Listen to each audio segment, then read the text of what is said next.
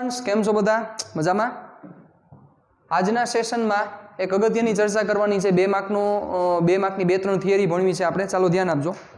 Discussion કરવાની છે વિદ્યુત કોષોનું શ્રેણી અને સમાંતર જોડાણ.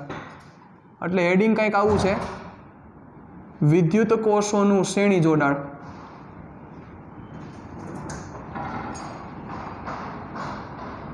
ખૂબ અગત્યનો ટોપિક છે, કામ લાગશે. 2 માર્કની થિયરીમાં પૂછી શકાય. ચાલો, શ્રેણી જોડાણ. તો હવે આમાં વિદ્યુત કોષોના શ્રેણી જોડાણ છે. આની પહેલા આપણે ભણ્યા હતા અવરોધોના શ્રેણી અને સમાંતર જોડાણ હતા. આ વિદ્યુત કોષોના શ્રેણી અને સમાંતર જોડાણ છે. ચાલો ધ્યાન આપજો. વિદ્યુત કોષ એટલે બેટરી. બેટરીના શ્રેણી સમાંતરની આ ચર્ચા થઈ રહી છે. તો શું થશે? ચાલો ધ્યાન આપો. શું વર્કિંગ થશે એનું વર્કિંગ કંઈક આવું થશે. ચાલો, એક બેટરી આપણે ડ્રો કરીએ, 2 બેટરી.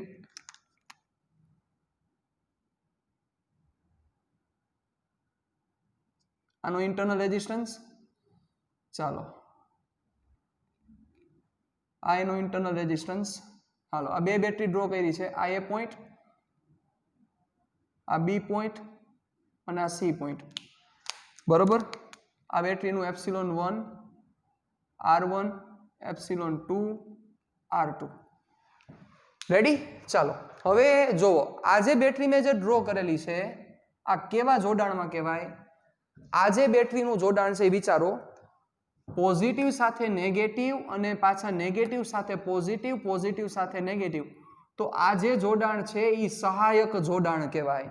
કેવું જોડાણ કહેવાય? સહાયક જોડાણ કહેવાય. મતલબ કે આ સહાયક સ્થિતિમાં કહેવાય. મિનિંગ આવો થાય કે સપોઝ સમજો આ 2 વોલ્ટની બેટરી, આ 2 વોલ્ટની બેટરી, તો આનો નેટ કેટલો થાય બચ્ચાઓ? 4 વોલ્ટની જેમ વર્ક કરે. શું કામ? તો કે આ જે સ્થિતિ છે એ સહાયક સ્થિતિ કહેવાય. અને તમને જોતા પણ ખબર પડે છે તો કે આ પણ પોતાનામાંથી કરંટ કાઢશે, આ પણ પોતાનામાંથી કરંટ કાઢશે. એનો મિનિંગ થયો શું થયો? આનો મિનિંગ યસ, આ પણ ડિસ્ચાર્જ થાય છે અને આ પણ ડિસ્ચાર્જ થાય છે. એનો મિનિંગ આ બંને વર્કિંગ મોડમાં છે અને આ બંને વર્કિંગ મોડમાં છે. એનો મતલબ કે બંને યુઝ થાય છે, બંને યુઝ થાય છે. એનો મતલબ 2 ને 2 ટોટલ 4 વોલ્ટ તરીકે વર્તે છે. આ સહાયક સ્થિતિ કહેવાય. Positive negative, positive negative, positive negative એ સહાયક સ્થિતિ કહેવાય. પણ વિરોધક સ્થિતિ કોને કહેવાય? વિરોધક સ્થિતિ. આ વિરોધક સ્થિતિ કહેવાય. Positive negative, negative positive, positive negative, negative positive એ વિરોધક સ્થિતિ કહેવાય. આ 2 વોલ્ટ, આ 2 વોલ્ટ. હવે વિચારો, આ બંનેને તમે કનેક્ટ કરી દીધા હોય તો શું થાય? આ એમ કે હું કહું એમ પ્રમાણે કરંટ જાય, આ કે હું કહું એમ પ્રમાણે કરંટ જાય. એકેય દિશામાં ન જાય, કારણ કે નેટ આનો આન્સર કેટલો થાય? 0. કારણ કે આની તાકાત એટલી છે, નાની તાકાત એટલી છે, એટલે આ બંને આન્સર કેટલો કરે? 0 કરે. તો આ જે સ્થિતિ આવી, આ સ્થિતિ વિરોધક સ્થિતિ કહેવાય. કેવી સ્થિતિ કહેવાય? વિરોધક સ્થિતિ. ઓલી સહાયક સ્થિતિ અને આ સ્થિતિને કહેવાય વિરોધક સ્થિતિ. બરોબર? આ વસ્તુની આપણે ખાસ કાળજી લેવાની છે, ધ્યાન રાખવાનું છે. ચાલો વધીએ આગળ આપણા ડિસ્કશન તરફ. તો હવેની ડિસ્કશનમાં છે યસ, આપણે કરવાનું શું છે તો કે આપણે A અને C છેડો જે છે, A અને C, ઓબ્વિયસ છે કરંટની ડિરેક્શન શું થશે? ઇઝીલી સમજી શકાય વાત છે. આ જ કરંટની ડિરેક્શન થાય. I ટોટલ કહી દઈએ. બરોબર. તો હવે મારે A અને C, આને ઇક્વિવેલન્ટ સર્કિટ શું થશે? વિચારજો. આની ઇક્વિવેલન્ટ સર્કિટ આવી થાય. આ ટર્મિનલ A, અહીંયા એપ્સિલોન ઇક્વિવેલન્ટ, અહીંયા R ઇક્વિવેલન્ટ અને અહીંયા ટર્મિનલ આવી ગયો C. બરોબર. કરંટ કેટલો? તો કેટલો જ લેવો પડે, કારણ કે ઇક્વિવેલન્ટનો મતલબ જ એ થાય, યાદ કરો. ચાલો, I જેટલો કરંટ.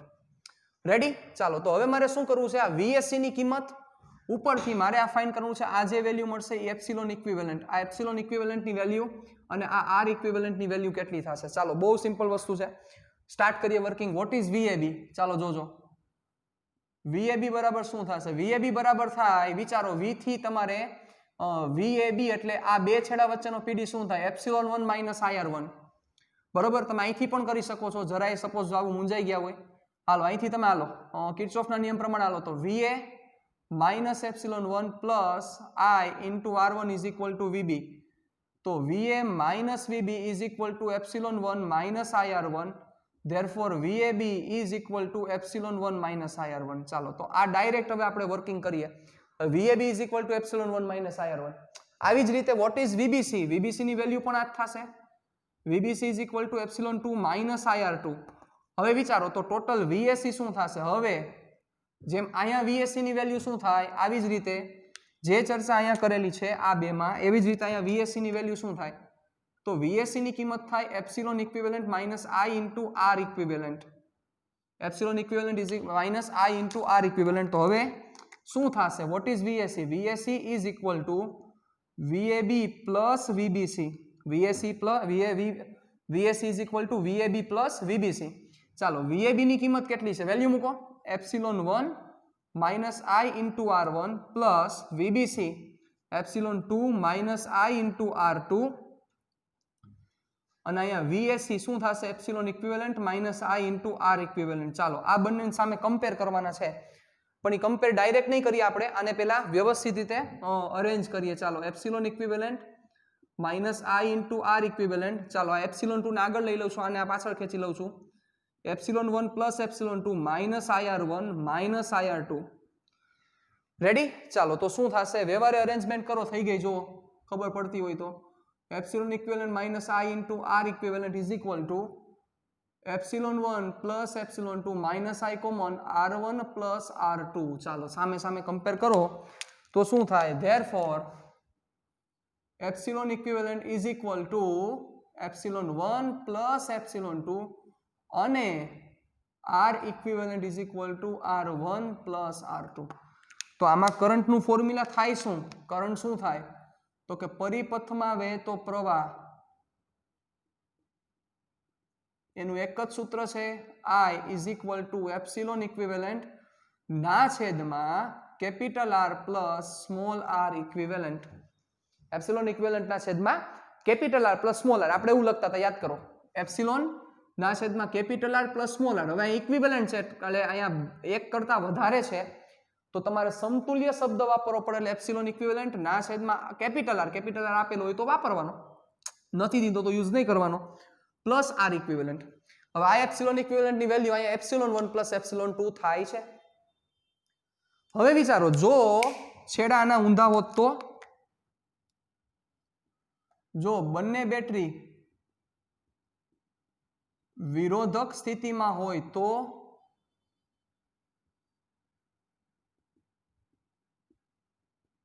બંને બેટરી વિરોધક સ્થિતિમાં હોય તો શું થશે? વિચારો. સમજી ગયા? હા, આવું હોત તો કાંઈ ફેર ન પડત. એક પ્લસ આવત ને એક માઇનસ આવત. તો આનો મિનિંગ આવો થાત, આ એપ્સિલોન 1 ના એપ્સિલોન 2. તો સપોઝ અહીંયા I ઇઝ ઇક્વલ ટુ, અહીંયા એપ્સિલોન ઇક્વિવેલન્ટ ની વેલ્યુ શું થાત? વિચારો જોઈ. એપ્સિલોન ઇક્વિવેલન્ટ ની વેલ્યુ એપ્સિલોન 1 માઇનસ એપ્સિલોન 2 અથવા એપ્સિલોન 2 માઇનસ એપ્સિલોન 1. એટલે અહીંયા હું મોડ લઈ લઉં છું. શું લઈ લઉં છું? અહીંયા મોડ લઈ લઉં છું. એપ્સિલોન 1 માઇનસ એપ્સિલોન 2 અથવા એપ્સિલોન 2 માઇનસ એપ્સિલોન 1. ચાલો, બીજી વસ્તુ ઈ વિચારો, ઈ મને કહો. જો કરંટની ડિરેક્શન ઊંધી આવે, સપોઝ તમને આવો કરંટ મળ્યો છે, કરંટની વેલ્યુ મળી -2 એમ્પિયર મળી, તો આનો મતલબ શું સમજવાનો? What do you mean by -2 ampere current? 2 ampere પ્રવાહ મળ્યો છે, ઋણ પ્રવાહ મળ્યો છે, એનો મતલબ શું સમજવાનો? કાંઈ મતલબ નહીં સમજવાનો. એનો મિનિંગ એવો થાય કે તમે જે પ્રવાહની દિશા લીધી છે એના કરતા એકચ્યુઅલ દિશા એનાથી ઊંધી છે, એટલે માઇનસ આવ્યા છે. તમે જે પ્રવાહની દિશા લીધી છે, સપોઝ B to C ની ચર્ચા થતી હોય તો B to C માં પ્રવાહ તમે B થી C લીધો હોય અને એમાં -2 આવ્યો, તેનો મતલબ કે પ્રવાહ B થી C નથી, C થી B છે. આ વસ્તુ મગજમાં ક્લિયર કરીને રાખજો, આ વસ્તુ મગજમાં ધ્યાનમાં રાખજો, કામ લાગશે તમને. રેડી? ચાલો જોજો, હવે ધ્યાન રાખજો. તો epsilon equivalent is equal two mode of epsilon 1 minus epsilon 2. Mode of epsilon 1 minus epsilon 2. Ready? ચાલો જોજો.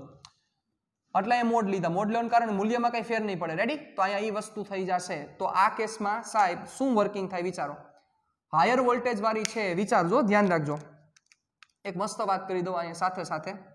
વિચારો, હવે મને એક વસ્તુ કહો, તમે કઈ રીતે કહી શકો કે બેટરી ડિસ્ચાર્જિંગ કન્ડિશનમાં છે? ચાલો, મેં જેવું આવું કનેક્ટ કર્યું, તમે કેમ કહેશો કે આ બેટરી ડિસ્ચાર્જ થાય છે કે બેટરી ચાર્જ થાય છે? ચાલો, કેવી રીતે કહેશો?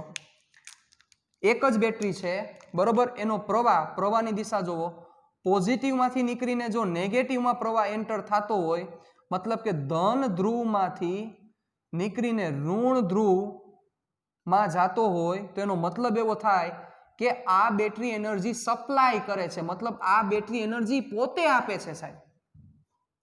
બરોબર, ધન ધ્રુવમાંથી પ્રવાહ ઋણ ધ્રુવમાં જતો હોય તો આનો મિનિંગ એવો થાય કે આ એનર્જી, આ બેટરી પોતે એનર્જી આપે છે, અને બેટરી પોતે એનર્જી આપે છે એનો મતલબ શું થયો? અહીંયા તમે બલ્બ રાખી દો, મતલબ શું થાય? તો કે બલ્બ પ્રજ્વલિત થાય. બલ્બ પ્રજ્વલિત થાય એનો મતલબ કોઈ એક જગ્યાએ ઉર્જા હતી, ઉર્જા મુક્ત થઈને આમાં આવી, એટલે એ ઉર્જા વિદ્યુતમાંથી થઈને પ્રકાશમાં પરાવર્તન પામી, પ્રકાશમાં કન્વર્ટ થઈ.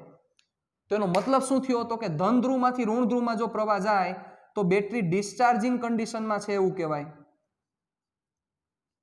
કેવી કન્ડિશનમાં છે એવું કહેવાય? ડિસ્ચાર્જિંગમાં. પણ જો ઋણ ધ્રુવમાંથી પ્રવાહ ધન ધ્રુવ થઈને ઋણ ધ્રુવમાં જાય, જેમ કે વિચારો અહીંયા પ્રવાહ કેમ જાય છે? ધન ધ્રુવમાંથી જઈને ઋણ ધ્રુવ વાટે ધન ધ્રુવમાં જાય, ઋણ ધ્રુવમાંથી ધન ધ્રુવમાં. એની જગ્યાએ પ્રવાહ ઋણ ધ્રુવમાંથી ધન ધ્રુવમાં જાય, ઋણ ધ્રુવમાંથી ધન ધ્રુવમાં જાય તો પ્રવાહ, તો ઈ બેટરી ચાર્જિંગ કન્ડિશનમાં કહેવાય. કેવી કન્ડિશનમાં કહેવાય? ચાર્જિંગ કન્ડિશનમાં. હું તમને કેનું એક્ઝામ્પલ આપું એટલે તમને હમણાં સમજાઈ જશે. જોવો, વિચારો, આવું તમને દીધેલું હોય. હવે આનો મતલબ શું થાય? થોડુંક વિચારો, ઉભા રહેજો.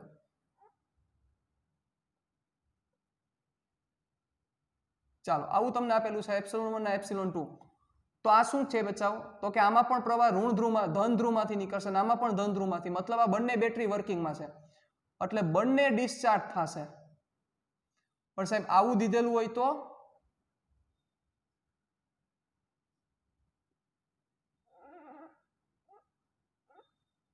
તમને આવું આપેલું હોય તો? ચાલો, આવું તમને દીધેલું હોય તો આનો મતલબ શું સમજશો તમે? આ 10 વોલ્ટ અને આ 5 વોલ્ટ, તો શું થાય વિચારો? તો પ્રવાહ કોના પ્રમાણે લીડ કરે? વિચારો તો, કોના પ્રમાણે લીડ કરે? ઓબ્વિયસ છે 10 વોલ્ટ પ્રમાણે. તો એનો મીનિંગ 10 વોલ્ટમાંથી પ્રવાહ નીકળે, 5 વોલ્ટમાંથી થઈને જાય. વિચારો તો, હવે વિચારો 10 વોલ્ટ વાળી બેટરીનું તમે જો ચર્ચા કરો તો 10 વોલ્ટ વાળી બેટરીની શું પરિસ્થિતિ છે? પોઝિટિવમાંથી પ્રવાહ નીકળે છે અને નેગેટિવમાં એન્ટર થાય છે. તો એનો મીનિંગ 10 વોલ્ટ વાળી બેટરી ડિસ્ચાર્જિંગ કન્ડિશનમાં છે. પણ આ જોવો 5 વોલ્ટ વાળી બેટરીની શું હાલત છે? 5 વોલ્ટ વાળી બેટરીમાં ધન ધ્રુવમાંથી પ્રવાહ નથી નીકળતો, પ્રવાહ નીકળે ધન ધ્રુવમાં એન્ટર થાય છે, ઋણ ધ્રુવમાંથી. એટલે ઋણ ધ્રુવમાંથી નીકળીને ધન ધ્રુવમાં જાય છે. મતલબ કે ધન ધ્રુવમાંથી પ્રવાહ નીકળે તો ડિસ્ચાર્જિંગ ધન ધ્રુવમાં પ્રવાહ એન્ટર થાય. મતલબ કે અહીંયા શું કહી શકાય? ધન ધ્રુવમાં પ્રવાહ પ્રવેશે છે. તેનો મીનિંગ આ કન્ડિશન છે ચાર્જિંગ કન્ડિશન છે. આનો મીનિંગ કે આ 10 વોલ્ટની બેટરી છે એ 5 વોલ્ટની બેટરીને અત્યારે ચાર્જ કરી રહ્યું છે સાહેબ, અને 5 વોલ્ટની બેટરી ચાર્જિંગ થાય છે અને 10 વોલ્ટની બેટરી ડિસ્ચાર્જ થાય છે. સિમ્પલ વસ્તુ છે. રેડી? તો આ વસ્તુ આપણે મગજમાં પરફેક્ટ ક્લિયર રીતે રાખશું, ગમે ત્યારે કામ લાગશે, ગમે ત્યારે કામ લાગશે. રેડી? ચાલો વધી આગળ. હવે આપણે જવાનું છે સમાંતર જોડાણમાં. સમાંતર જોડાણ બહુ ઇમ્પોર્ટન્ટ છે, થોડુંક સમજવા જેવું પણ છે.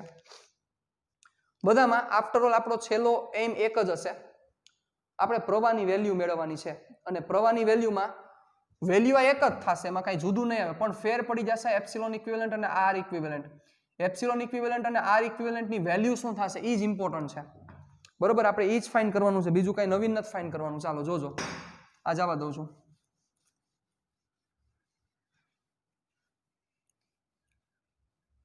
ચાલો, તો આ 2 માર્ક્સમાં પ્રશ્ન પૂછી શકાય સાહેબ, બરોબર, બોર્ડમાં, એટલે ધ્યાન રાખજો, કામ લાગશે.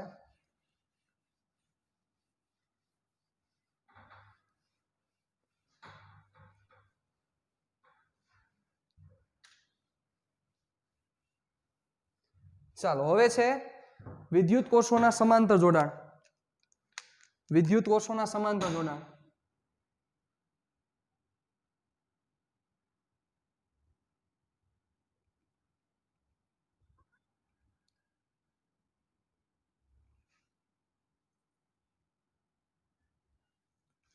વિદ્યુત કોષોના સમાંતર જોડાણ. ચાલો ધ્યાન આપજો. 2 વિદ્યુત કોષો છે કે જેને મેં આવી રીતે કનેક્ટ કરેલા છે. ધ્યાન આપજો.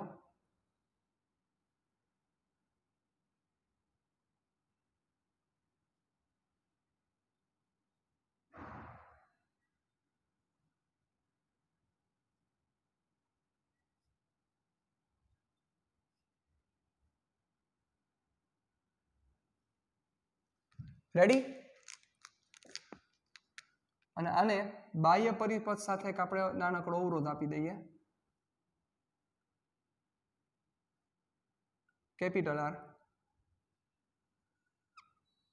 ઓકે, ચાલો એટલે ε1 R1 ε2 R2. ચાલો પ્રવાહની વિશે ચર્ચા કરો. તો સપોઝ જોજો આ એ અને આ બી પોઈન્ટ. ચલો ધારો કે આમાંથી જે પ્રવાહ નીકળે છે એ પ્રવાહ I1 જેટલો જાય છે. આમાંથી ધારો કે જે પ્રવાહ નીકળે છે એ I2 જેટલો જાય છે. I1 અને I2 કમ્બાઈન થઈને I જેટલો પ્રવાહ વહન પામે છે. રેડી? I. ચાલો આવી રીતે આખું વર્કિંગ છે.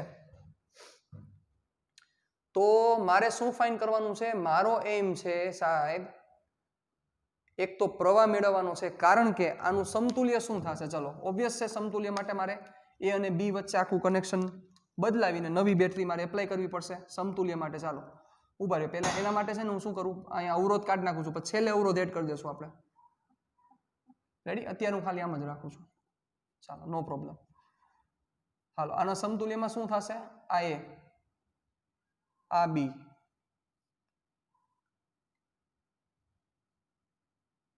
આ એપ્સિલોન ઇક્વિવેલન્ટ અને આ આર ઇક્વિવેલન્ટ. કરંટ કેટલો? તો કે I જેટલો. ઓબ્વિયસ છે. ચાલો ક્યાંથી શરૂઆત કરશું? જોવો, વિચારો, સમજજો, ધ્યાન આપજો, સમજવા જેવી વસ્તુ છે આખી. હવે VAB ની કિંમત શું થશે આ કેસમાં? વિચારીએ તો epsilon equivalent minus I into R equivalent. Ready? ચાલો હવે એ જ વસ્તુ તમે અહીંયા વિચારો આ કેસમાં. તો VAB ઇઝ ઇક્વલ ટુ શું થશે? VAB ને છે ને હું V કહી દઉં છું, એટલે આપણે AB ફેરવવા નહીં કેટલી જગ્યાએ. ચાલો V તો શું થશે વિચારો તો, ε1 minus I1 into R1. Okay, ચાલો બીજી વસ્તુ સમજવા જેવી એ છે, મારે આમાં સંદર્ભમાંથી મારે I લઈ આવવાનો છે, એટલે મારે સૌથી પહેલા હું જંક્શનનો નિયમ એપ્લાય કરી દઉં. જંક્શનનો નિયમ શું થશે? સૌથી પહેલા જંક્શનનો નિયમ એપ્લાય કરી દઈએ આપણે. ચાલો ઊભા રહેજો, શરૂઆત જ ત્યાંથી કરવું. જંક્શન પાસે શું કહી શકાય? વિચારો દો.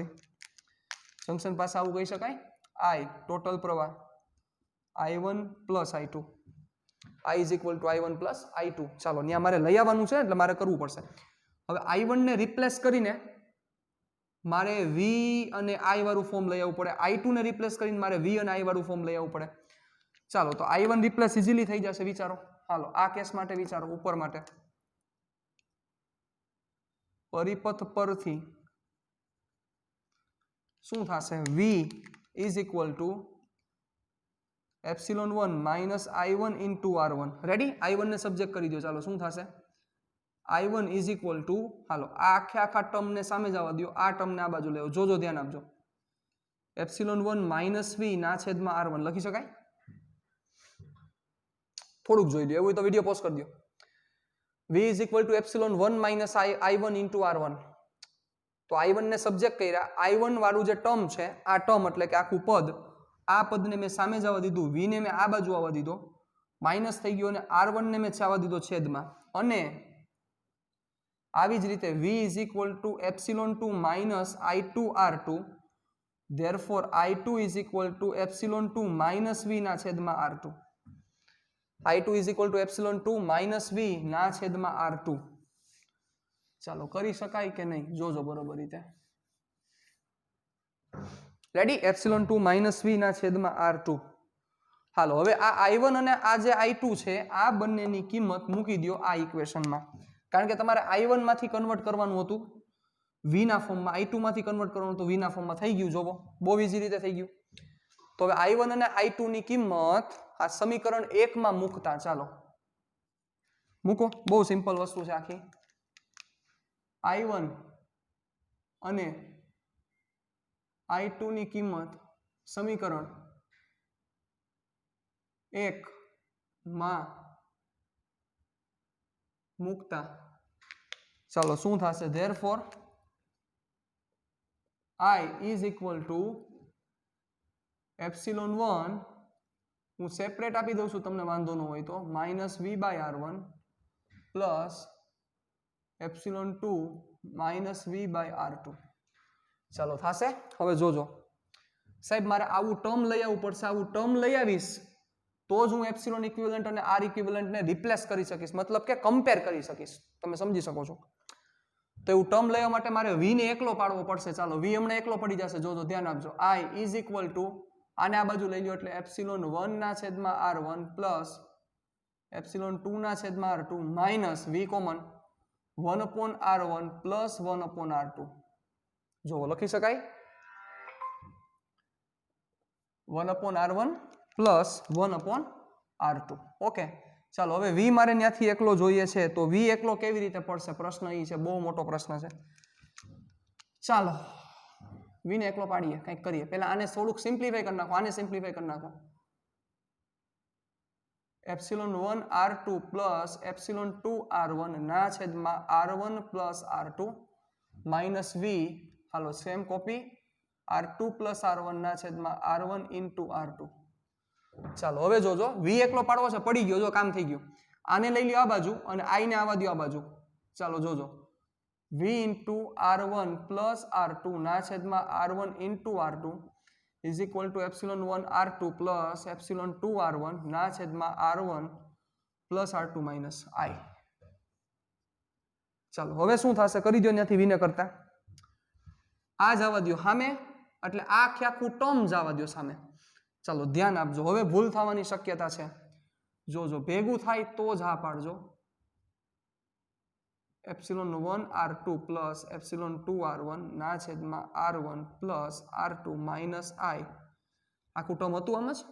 ચાલો છેદ અંશમાં અને અંશ છેદમાં, એટલે આવું થશે r1 ઇન્ટુ r2 ના છેદમાં r1 પ્લસ r2. લોચો માર્યો મેં કાંઈક લોચો માર્યો કે બરોબર જ છે? યસ ઇટ ઇઝ કરેક્ટ છે. ચાલો તો શું થશે? રિપ્લે આપો. શું થશે? ચાલો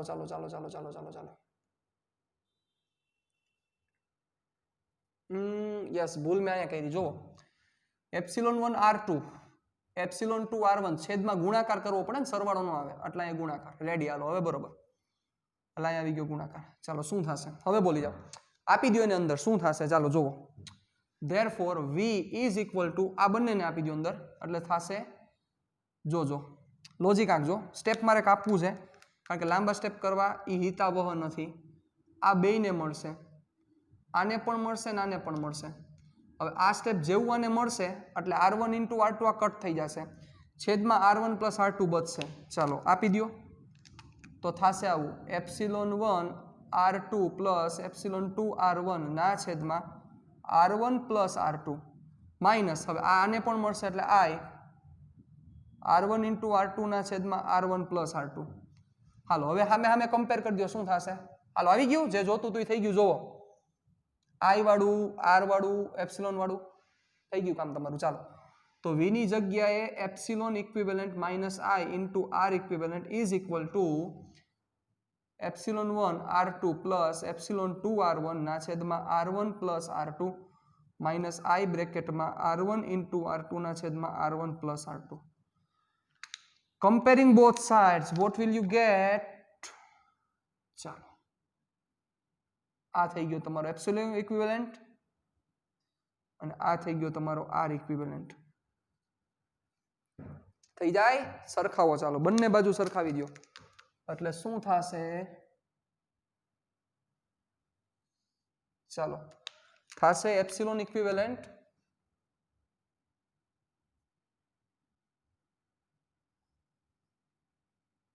ના છેદમાં r1 પ્લસ r2 અને r equivalent is equal two r1 into r2 r1 plus r2. હાલો આ ખબર નહોતી તમને? ખબર જ હતી પણ મુદ્દો નવો આ સમજવાનો છે. આ મુદ્દો સમજવાનો છે.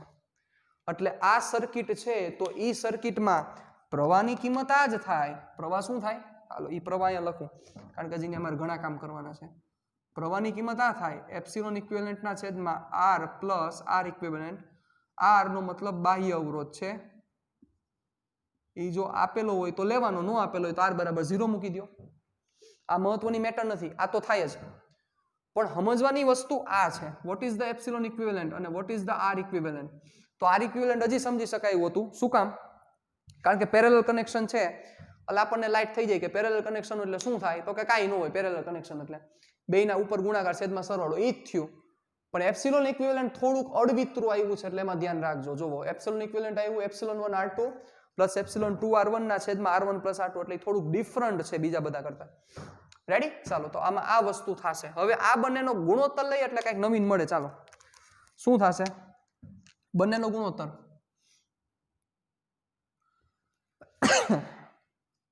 હવે એપ્સિલોન ઇક્વિવેલન્ટ ના છેદમાં આર ઇક્વિવેલન્ટ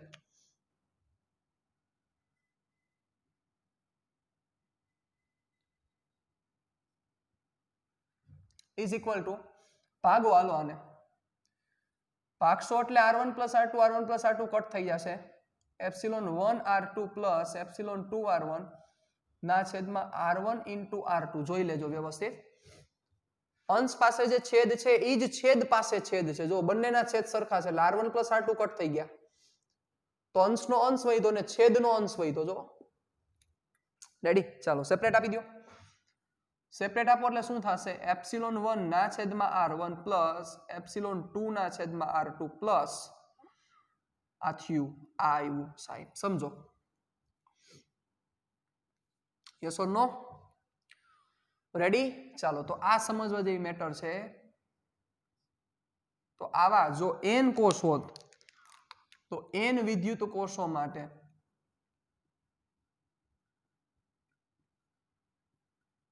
n વિદ્યુત કોષો માટે શું થાત?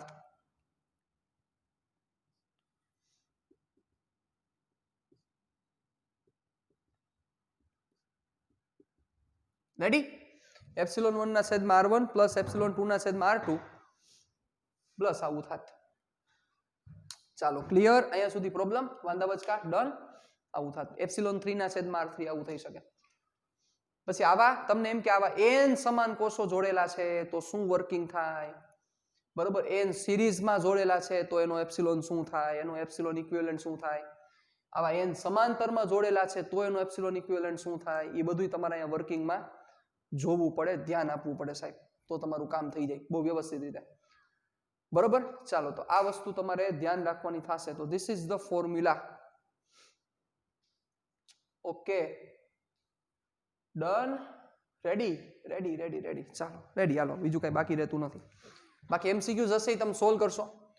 સોલ્વ કરશો એટલે ડાઉટ આવશે ત્યારે હું બેઠો છું. બરોબર? પણ સોલ્વ નહીં કરો તો ડાઉટ નહીં આવે. તો આ તમારી થિયરી હતી કે જે વસ્તુ મેં તમને ચર્ચા કરી. હવે જો આમાં એવું કે n રેઝિસ્ટન્સ છે, n અવરોધ છે, સોરી n વિદ્યુત કોષો છે એ શ્રેણી જોડાણમાં છે તો શું વર્કિંગ થાય? ચાલો કયો. n સમાન વિદ્યુત કોષો શ્રેણી જોડાણમાં છે. હાલો ઉડાડું છું. જોવો બુદ્ધિ જ વાપરવાની છે, સાવ કોમન સેન્સ જ વાપરવાનું છે તમારે.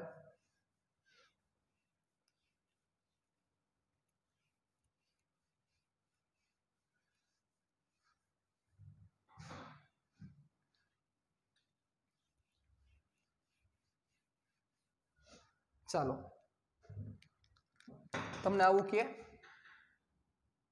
n સમાન કોષો શ્રેણી જોડાણમાં હોય તો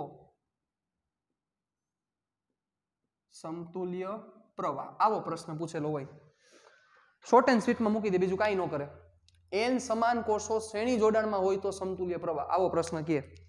ચાલો કેવી રીતે વર્કિંગ કરશો વિચારો. આનો મીનિંગ આવો થાય. વચ્ચેના રેઝિસ્ટન્સ નથી દેખાડતો હું. તો વિચારો પેલા એપ્સિલોન ઇક્વિવેલન્ટ શું થાય? n એપ્સિલોન થઈ જાય. Epsilon 1 plus epsilon 2 plus epsilon 3 up to epsilon n બધા સહાયક સ્થિતિમાં છે એટલે n epsilon. What is R equivalent? nr, કારણ કે સિરીઝ કનેક્શન છે એટલે થાય શું તો કે કરંટ થાય એપ્સિલોન ઇક્વિવેલન્ટ ના છેદમાં r plus r equivalent. Suppose બાહ્ય અવરોધ નથી એવું માની લ્યો તો શું થાય? એપ્સિલોન ઇક્વિવેલન્ટ એટલે n ટાઈમ એપ્સિલોન ના છેદમાં n time r, n will be cancel out epsilon by r. આટલો પ્રવાહ મળે. રેડી? કેટલો પ્રવાહ મળે? આટલો પ્રવાહ. પણ આની જ જગ્યાએ જો તમને એમ કહે કે n કોષો, n સમાન કોષો સમાંતર જોડાણમાં છે, n સમાન કોષો, n સમાન કોષો સમાંતર જોડાણમાં હોય તો, બરોબર? એટલે કોના જેવી વાત થઈ? આવી વાત થઈ.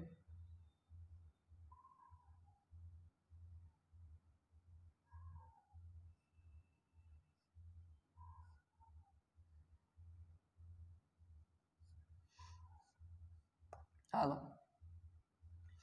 તો સૌથી પહેલો પ્રશ્ન જે તમને લાઈટ થવી જોઈએ, બહુ અગત્યનો પ્રશ્ન છે સાહેબ. સૌથી પહેલો પ્રશ્ન એ છે, what is epsilon equivalent? Vote do you think about epsilon equivalent? વિચારો ચાલો. ઈ મગજ હાલી ગયો તમારું કામ થઈ ગયું. હાલવો જરૂરી છે. ક્યાંથી તમારો મગજ હાલી શકે એ વિચારો. તમારો મગજ આ જગ્યાએથી હાલી શકે. હું તમને કહું, હમણાં અહીંયા કર્યું જોવો. બીજી મેથડ છે એ તમને હમણાં સમજાવું, પણ સપોઝ આ મેથડથી નો ભેગું થાય તો અહીંથી મગજ હાલી શકે.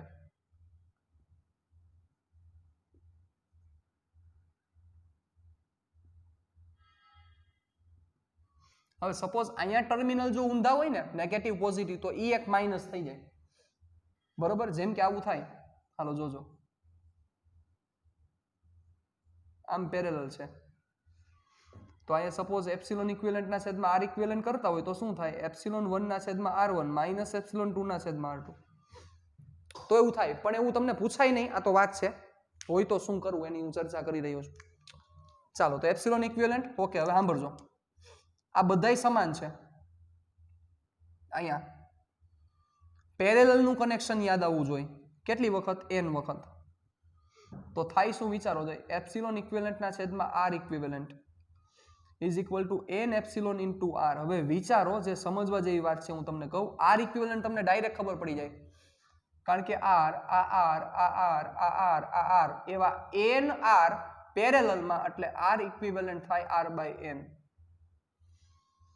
એટલે ડાયરેક્ટ તમે અહીંથી સીધા r ઇક્વિવેલન્ટ ની value r by n put કરી દો એટલે શું થાય? Epsilon equivalent r by n is equal to n epsilon ના છેદમાં r cancel out, n cancel out, epsilon equivalent is equal to epsilon. હવે સાંભળો, આવડું કરવાની જરૂર ન પડે.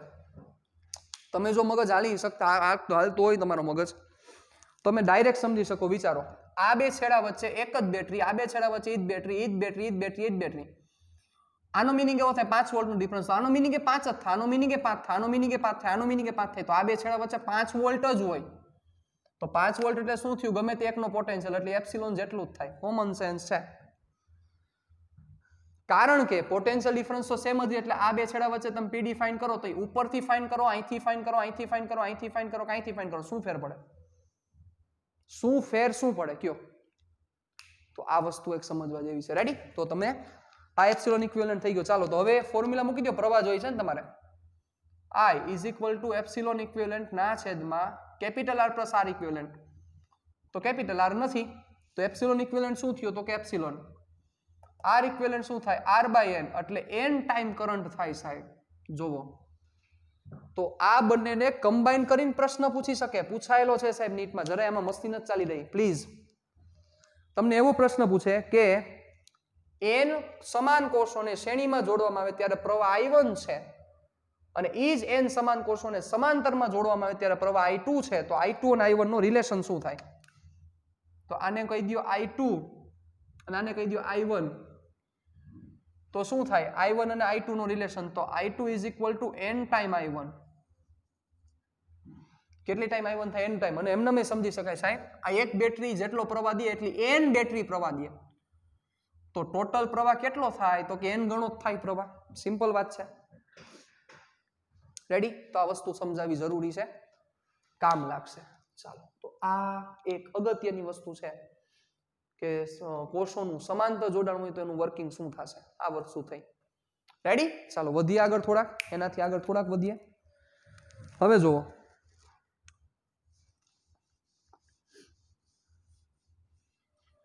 અગત્યની ડિસ્કશન વિસ્ટન બ્રિજ. વિસ્ટન બ્રિજ, ચાર્લ્સ વિસ્ટન નામના સાયન્ટિસ્ટે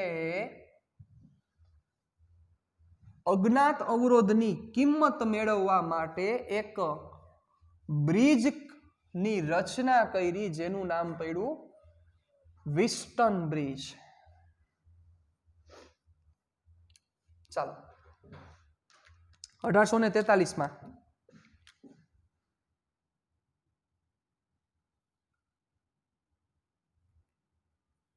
આમાં હું મોટા ભાગના બસ ગમે ત્યાં બ્રિજ જ દેખાતા હોય છે. જોજો હમણાં તમને આવશે એટલે સમજાશે.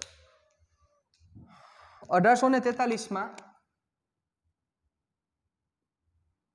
ચાર્લ્સ વિસ્ટન નામના વૈજ્ઞાનિકે અજ્ઞાત અવરોધની કિંમત મેળવવા વિસ્ટન બ્રિજની રચના કરી. પણ હવે એ બીજી વાત છે કે આ વિસ્ટન બ્રિજની મદદથી અજ્ઞાત કેપેસિટન્સ મળી શકે, આ જ વિસ્ટન બ્રિજની મદદથી અજ્ઞાત ઇન્ડક્ટરે મળી શકે, ઇન્ડક્ટન્સે મળી શકે. ચર્ચા કરીએ ચાલો એટલે તમને સમજાશે. ચાલો જોજો કેવી અરેન્જમેન્ટ હોય છે વિસ્ટન બ્રિજની. બ્રિજ પરિપથ કેવો હોય જોવો, ધ્યાન આપજો, બહુ સિમ્પલ છે.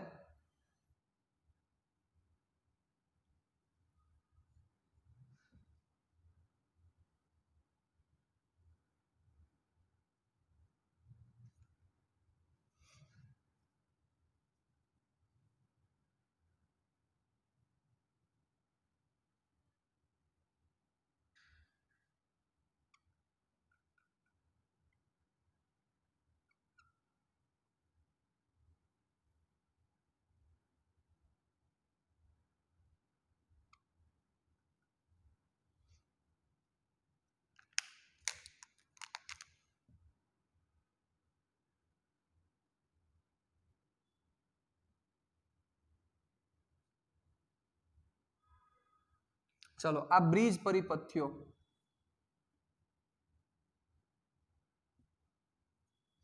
આને બ્રિજ પરિપથ કહેવાય, આને વિસ્ટન બ્રિજ કહેવાય.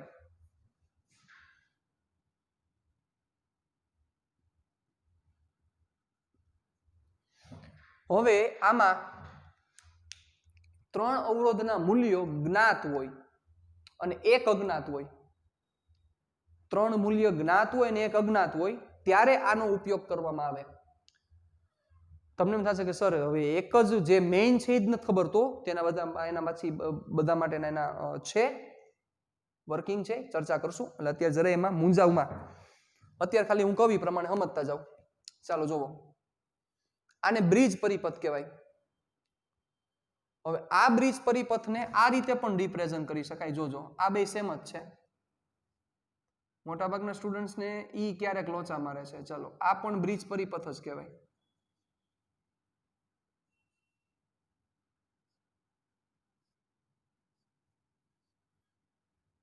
બ્રિજ જ છે. આ જુઓ કાંઈ ફેર છે, ડિઝાઇન ફેર છે. આ એ, આ બી, આ સી અને આ ડી, આ બ્રિજ પરિપથ છે. બરોબર. પછી હજી એક રીતે બ્રિજ પરિપથ આપી શકાય. જોજો ત્રીજી મેથડ, એ ત્રીજી છેલ્લે સમજાવું તમને. હાલો ત્રીજી છેલ્લે રાખી. ચલો તો આ પણ બ્રિજ છે. તો આવી અરેન્જમેન્ટ હોય અને બ્રિજ પરિપથ કહેવાય. હવે સાંભળજો, એવું જરૂર નથી અહીં ગેલ્વેનોમીટર હોય, પણ આપણે કઈ વર્કિંગ કરવું છે એના માટે મેં ગેલ્વેનોમીટર રાખેલો છે. રેડી? ચાલો ધ્યાન આપજો. હવે શું કરે સાંભળજો, તો કે તમારા ઘર અવરોધ પેટી હોય. અવરોધ પેટી એટલે એમાં શું હોય, તો કે આવી આમ સ્વિચો જેવું હોય, આમ આવું ન હોય પણ આવી કડ હોય. કડ કાઢી લેવાની એટલે એ અવરોધ ચાલુ થાય અને એ કડ પાછી ભરાઈ દો એટલે અવરોધ બંધ થઈ જાય. આ વર્કિંગ કરતો એને રેઝિસ્ટન્સ બોક્સ કહેવાય. તમે એક કામ કરજો, ઘરે બેઠા છો, નવરી બજાર જ છો, યુટ્યુબમાં સર્ચ કરજો રેઝિસ્ટન્સ બોક્સ.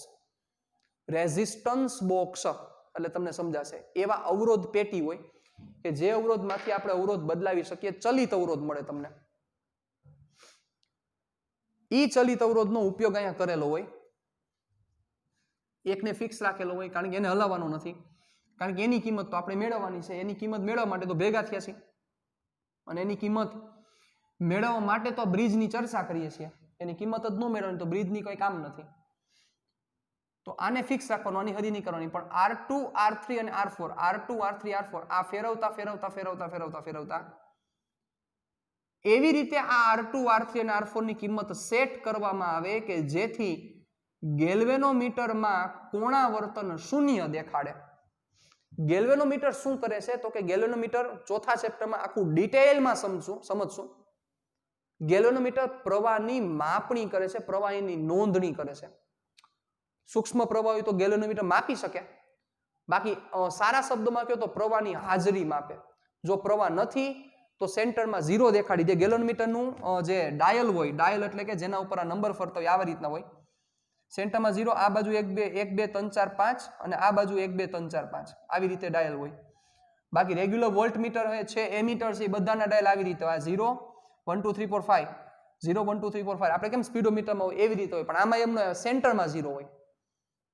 એટલે પ્રવાહની દિશા મેઝરમેન્ટ કરવા માટે પણ ગેલ્વેનોમીટરનો ઉપયોગ થાય અને પ્રવાહની હાજરી માપવા માટે.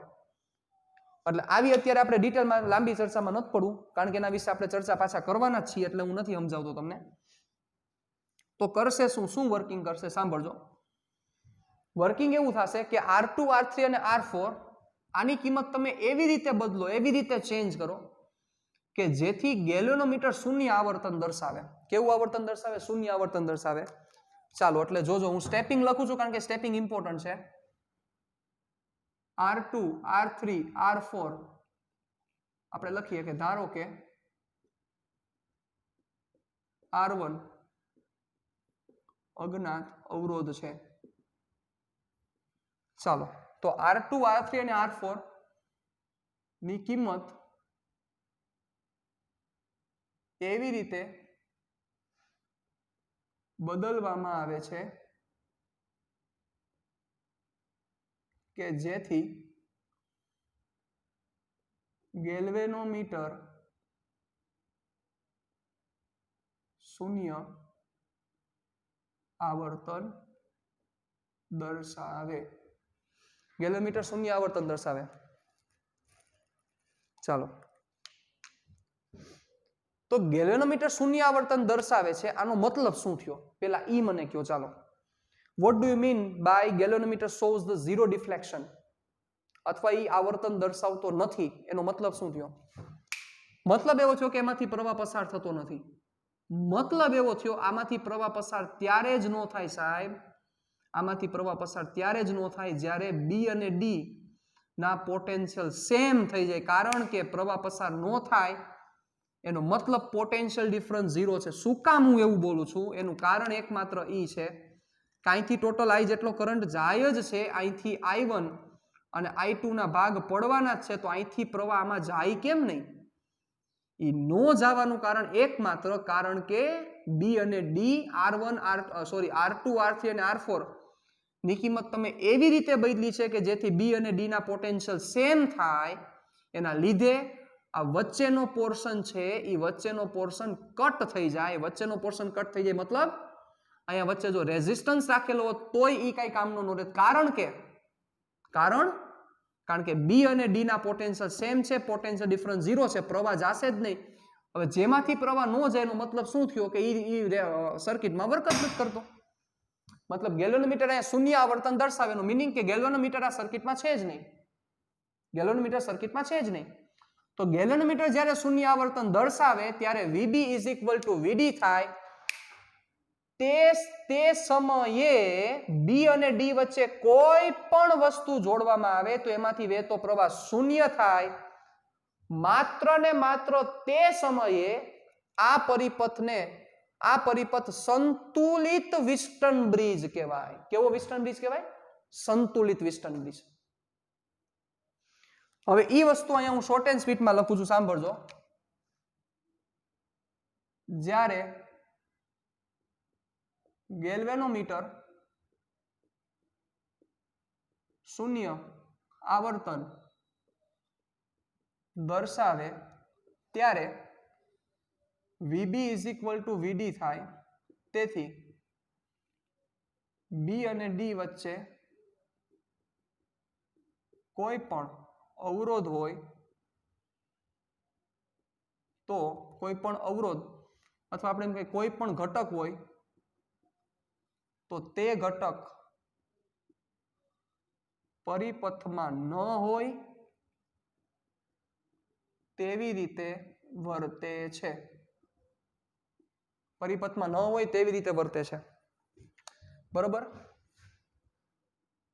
આ સમયે ક્યારે VB is equal to VD થાય? વિસ્ટન બ્રિજ આ સમયે જ ઉભા રહ્યો માર્કર ફેરવું. આ સમયે જ વિસ્ટન બ્રિજ સંતુલન સ્થિતિમાં છે તેમ કહેવાય.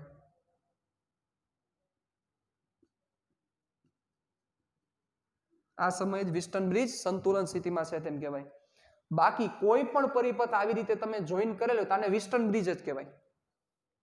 આને વિસ્ટન બ્રિજ જ કહેવાય. પણ સંતુલનમાં ક્યારે કહેવાય? જ્યારે આયા જે તમે ગેલ્વેનોમીટર જોઈન કરો છો એમાંથી વહેતો પ્રવાહ 0 થાય એનો મતલબ અહીંયા જે તમે કોઈ પણ પ્રકારનો અવરોધ રાખો એ અવરોધનું મહત્વ નથી અથવા એ કોઈ ઘટકનું મહત્વ નથી ત્યારે ઈ સંતુલન સ્થિતિમાં કહેવાય.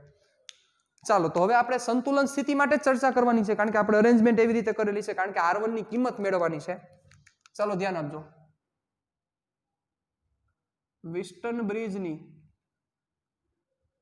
સંતુલન સ્થિતિ માટે વિસ્ટન બ્રિજની સંતુલન સ્થિતિ માટે શું થશે? હાલો ઉપાડો. આ A B D A B D A loop લ્યો. લૂપ ABDA માટે લખું માત્ર કારણ કે આ વર્ડ બહુ ઇમ્પોર્ટન્ટ છે એટલે હું લખું છું. લૂપ ABDA માટે ચાલો જોજો. હાલો બચ્ચા હાલો તો ABDA માટે A કટ થઈ જશે A to B એટલે -I1R1 BD વચ્ચે કાંઈ નથી પ્લસ I2R2 જોજો ધ્યાન રાખજો. ABDA -I1R1 B થી D માં કાંઈ નથી લખ્યું plus I2R2 is equal to 0. Therefore I1R1 is equal to I2R2. Therefore I2 by I1 is equal to R1 by R2. Equation number 1. ચાલો સમજો અહીં ધ્યાન આપો. I1 જેટલો પ્રવાહ ગયો I2 જેટલો પ્રવાહ ગયો. અહીંથી બે ભાગ નહીં પડે કારણ કે આમાંથી પ્રવાહ જતો નથી એટલે ડાયરેક્ટ આખો I1 આમાંથી વહી ગયો અને અહીંથી આખો I2 વયો ગયો. વળી પાછો I1 અને I2 ભેગા મળીને ટોટલ થઈ ગયો I. થઈ ગયું કામ તમારું? ચાલો હવે આવી જ રીતે લૂપ લેવાનું છે આ બાજુનું BCDB માટે. ચાલો લૂપ BCDB માટે ચાલો શું થશે? લૂપ BCDB માટે જોવો શું થશે? B થી C આઈલા જાવ એટલે -I1R3 પ્લસ I2R4 પહોંચી ગયા B એટલે 0. I1R3 is equal to I2R4. I2 by I1 is equal to R3 by R4. Equation number 2.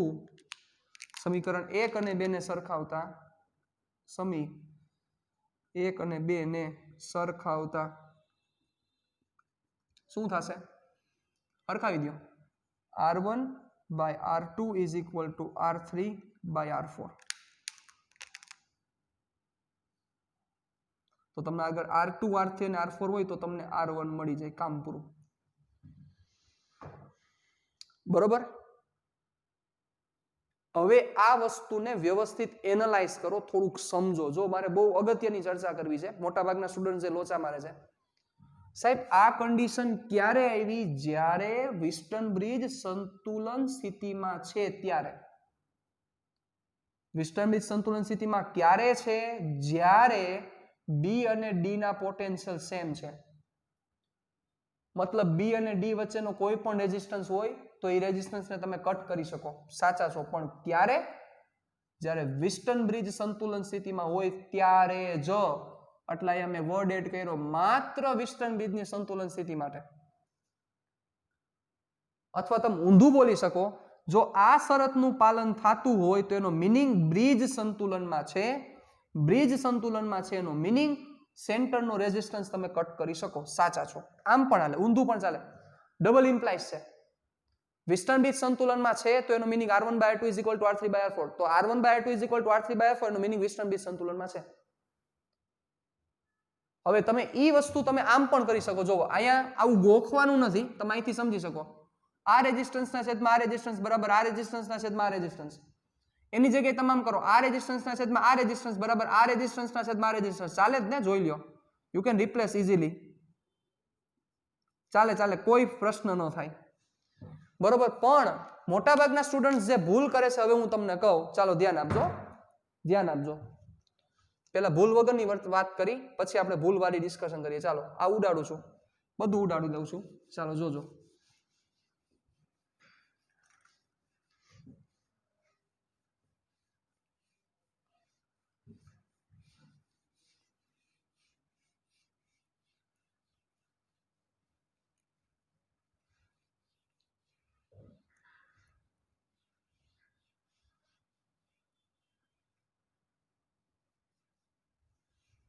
હાલો, જો ભૂલ શું થાય છે હવે હું તમને કહું.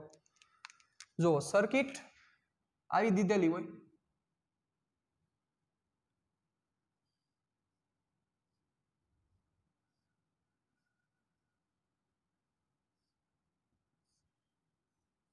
ચાલો જોજો. આ 2 ઓહમ, આ 4 ઓહમ, આ 3 ઓહમ અને આ 6 ઓહમ, વચ્ચે 2 ઓહમ. પ્રશ્ન આવો જ પૂછેલો હોય. પ્રશ્ન એવો પૂછે કે સમતુલ્ય અવરોધ મેળવો. આવો પ્રશ્ન છે, સમતુલ્ય અવરોધ મેળવો. બરોબર. તો પેલા વિચારો.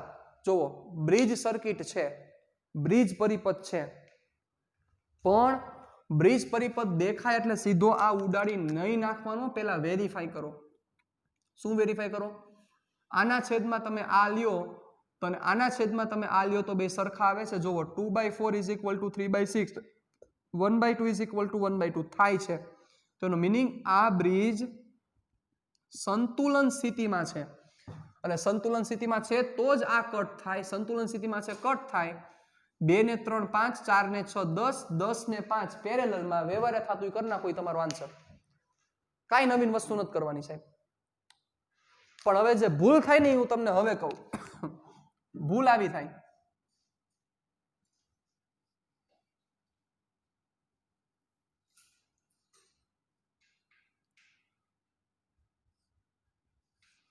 આવું દેખાણું નથી ને વચ્ચેનું ઉડાડ્યું નથી. જોજો આવું થાય. આ 5 ઓહમ, આ 10 ઓહમ, આ 10 ઓહમ અને આ 5 ઓહમ અને આ વચ્ચેનો 5 ઓહમ આવું દીધેલું હોય. એટલે હું કે વિસ્ટન બ્રિજ છે, વિસ્ટન બ્રિજ છે એટલે વચ્ચેનું ઉડે. એલા એમ નો ઉડે. જોવો હરખું કંઈક. આ એમ કટ નો થાય. કારણ કે મોટા ભાગના સ્ટુડન્ટ્સ આ ભૂલ કરે જ છે. શું કરી નાખે? આ ઉડાડ નાખે. 5 ને 10 15, 5 ને 10 15, 15 15 7.5 સીધો જવાબ દઈ દે. એમ કહી દે અડધી મિનિટમાં આન્સર આવી જાય. સાહેબ 7.5 આન્સર છે. સાહેબ જોવો થોડુંક. શું જોવાનું છે? જોવો, આનો રેશિયો અને આનો રેશિયો બે સેમ થાય છે. જોવો જોઈએ. 5/10 બરાબર 10/5 થાય? કોઈ દી નો થાય. એનો મિનિંગ આ કટ નો થાય. આ કટ નો થાય તો તમારે વ્યવહારે જે બીજા સ્ટાર ડેલ્ટા ટુ સ્ટારના જે કન્વર્ઝન છે એ પ્રમાણે તમારે સમને લીડ કરવો પડે. એમને લીડ નો થાય સમ. એટલે થોડુંક આ બાબતે થોડુંક ધ્યાન રાખવું. મતલબ બ્રિજ દેખાય એટલે ચડી નહીં જવાનું. બ્રિજ તો હોય જ, પણ એ બ્રિજ સંતુલનમાં છે. કારણ કે બ્રિજ દેખાઈને તમે ચડી જાઓ તો ભપ થઈ જાઓ, પણ સંતુલનમાં હોય ને ચડો તો પ્રશ્ન ન થાય. રેડી? તો આ વસ્તુ થોડીક ધ્યાન રાખવી. હવે હું જે તમને કહેતો હતો બ્રિજને દેખાડવાની બીજી ટેકનિક. ચાલો બીજી એક વસ્તુ તમને ઈ કામ લાગશે, ઈ પણ હું કહી દઉં.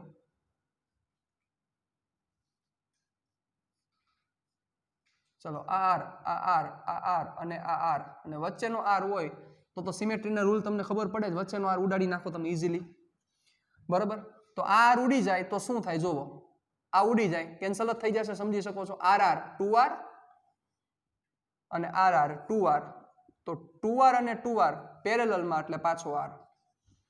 બરોબર, તો આ વસ્તુ તમને બહુ કામ લાગી શકશે કે વિસ્ટન બ્રિજ હોય, સંતુલન સ્થિતિમાં હોય અને બધાના રેઝિસ્ટન્સ સરખા હોય 4 4 4 4 ને વચ્ચેનો 4, તો એનો નેટ આન્સર 4 જ આવે.